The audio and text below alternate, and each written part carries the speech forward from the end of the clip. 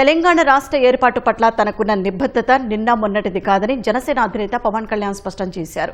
2009లో ప్రజారాజ్యం పార్టీకి చెందిన యువరాజ్యం యువజన విభాగానికి నాయకత్వం వహిస్తున్న సమయంలో ఉస్మానియా వర్సిటీ విద్యార్థి నాయకులు ప్రజాకవి గద్దర్తో కలిసి తాను తెలంగాణ సామాజిక న్యాయ సభలో పాల్గొన్నానంటూ ఎక్స్ వేదికగా పోస్టు పెట్టారు. వైఎస్ రాజశేఖర రెడ్డి నేతృత్వంలోని అప్పటి కాంగ్రెస్ ప్రభుత్వం తెలంగాణ ఏర్పాటును వ్యతిరేకిస్తున్న సమయంలో తెలంగాణ ప్రజల ఆకాంక్షలకు బహిరంగ మద్దతు పలికారన్నారు. సామాజిక న్యాయం, ఆత్మగౌరవం, సమాజంలోని అన్ని వర్గాలకు సమాన అవకాశాల పునాదులపై నిర్మితమయ్యే సామాజిక తెలంగాణ కోసం పిలుపునిచ్చినట్లు తెలిపారు.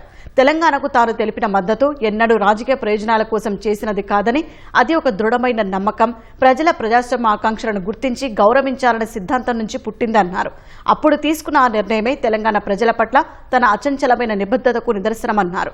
తెలంగాణ ఏర్పాటుకు తాను ఇచ్చిన మద్దతు రాజకీయం కోసం కాదని, అది తన నైతిక సిద్ధాంతమని పవన్ స్పష్టం చేశారు.